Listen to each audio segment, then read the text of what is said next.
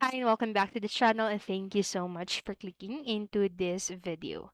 So in this video, I am going to teach you how to delete an app in your iPhone if you're having the removing from home screen will keep the app in your app library problem. So make sure that you stay until the very end of this video so you don't miss any important step or information. And without further ado, let's get on it.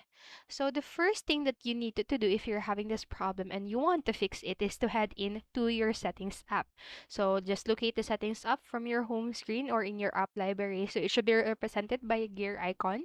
So after you going into your settings, just scroll down until you see the screen time section in there. So in the screen time section, just head into the content and privacy restrictions and then go to the iTunes and App Store purchases. And then in here, just locate the deleting apps section, and after done that, you should be able to see this on your screen. And then if it is set on the don't allow setting, so just simply tap the allow section for it to be able to change that. And after doing all of the steps, you should be able to delete an app from your home screen or from your app library. So you can just go into that or into your app library and search for the app that you want to uninstall and simply do the process of uninstalling app in your iPhone.